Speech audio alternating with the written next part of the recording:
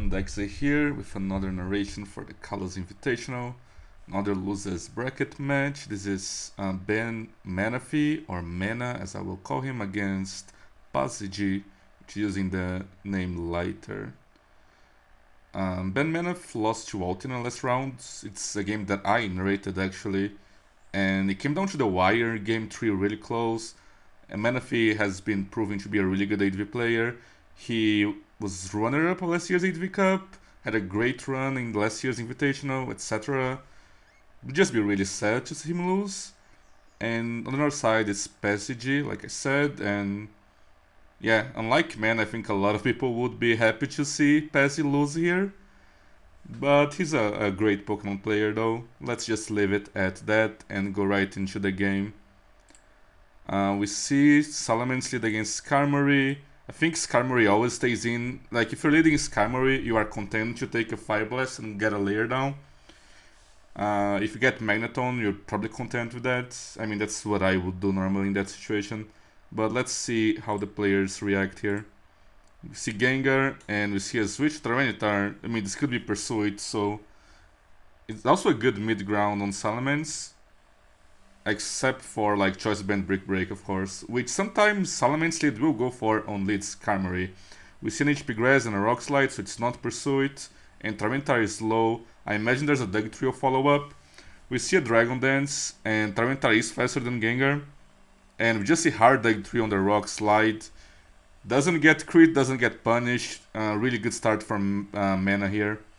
Tyranitar is dead, and we go back to Skarmory. And we see the Magneton. So yeah, it's looking quite... It's not looking quite good for Mana, but it's not bad, right? See the HP ground YOLO Skarmory, one hit KO in the Magneton. It's been a while since I saw one of those.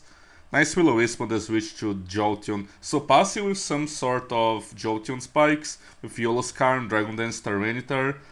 Moltres sometimes is in those teams, sometimes is Aerodactyl. Could be a Celebi, could be a Starmie, could be a lot of things. We see Blissey. Blissey is obviously really good in this matchup. It's like one of the best Pokemons you can have alongside Claydol. And we do see the Celebi. If it's switching into Blissey, you have to imagine it has Baton Pass or Leech Seed. We see the Icy Wind tech, that's really cool.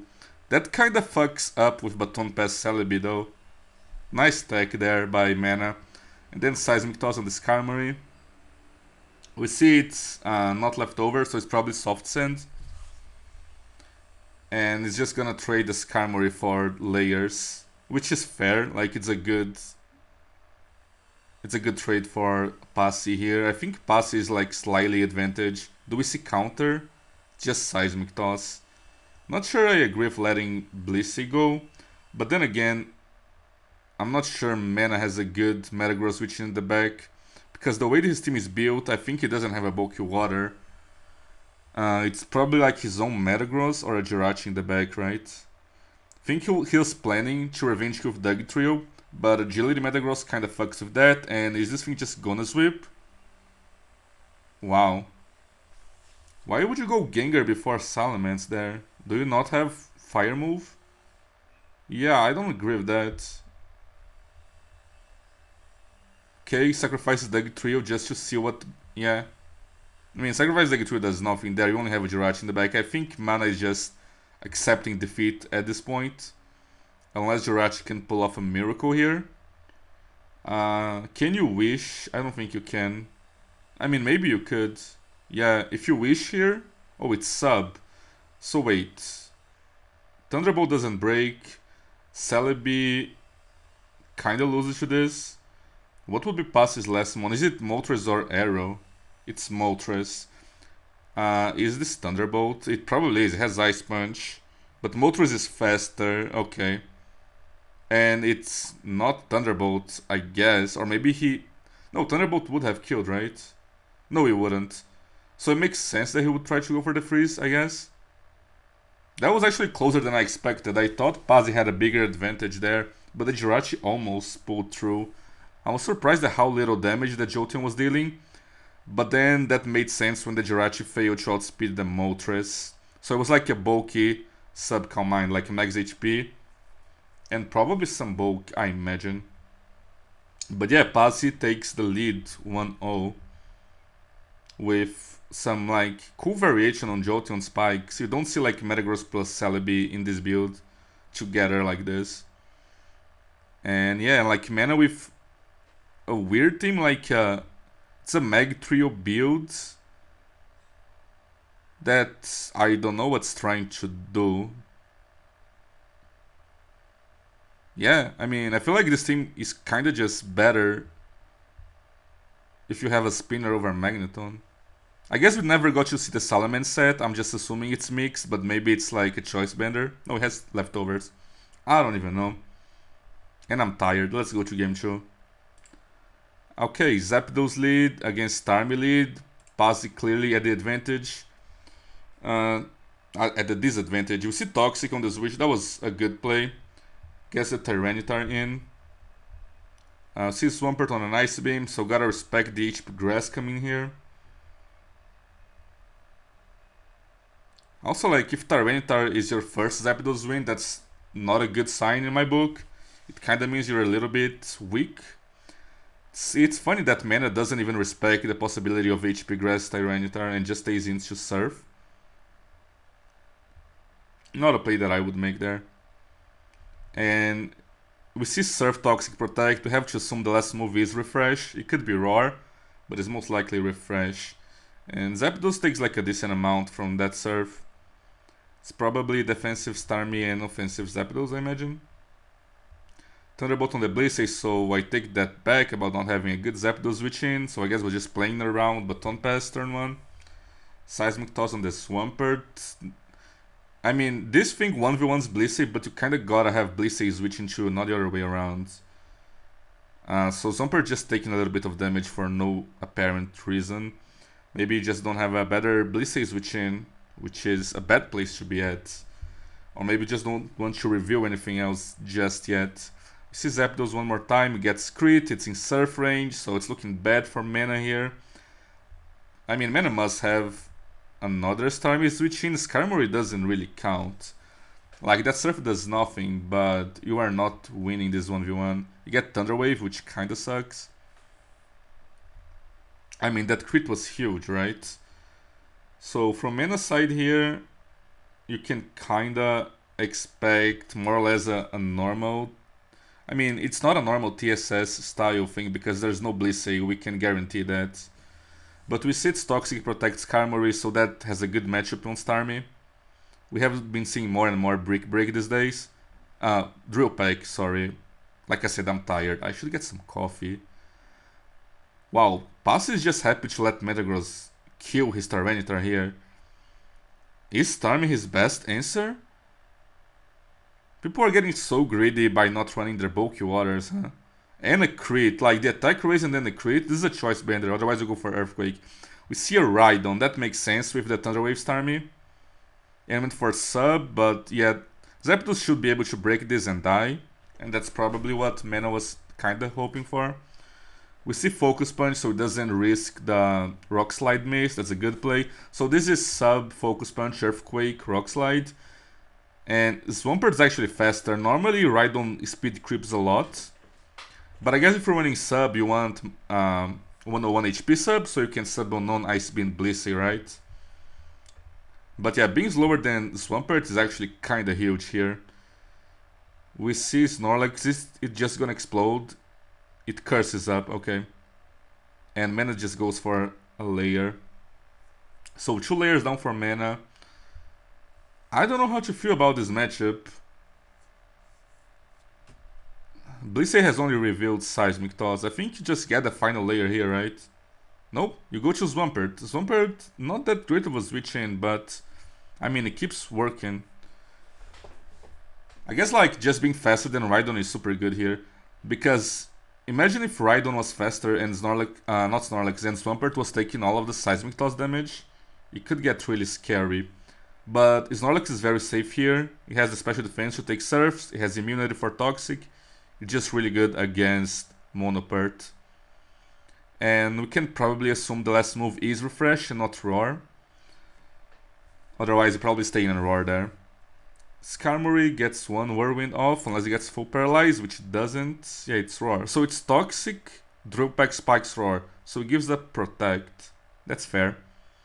So Rock Slide, connecting, killing, and back to Swampert. Do you Toxic the Blissey switch in here? Double to Metagross. It's a Choice Bender. Yeah, this probably gets a kill here, unless it gets full paralyzed. That's a lot of damage. You can't spam Soft Boil. But Mana decides to switch out. You guys expecting a Seismic Toss? I don't even know. But Tyranitar gets the kill, Snorlax gets the Wish, so it's at full health. And Pass is just gonna go for the Snorlax win here, I think. We see Dragon Dance Tyranitar, and we see Earthquake. Yeah, I mean, unless Tyranitar flinches here, Snorlax wins, but it's not even a Rock Slide, it's a Double Edge. This is a lot of damage.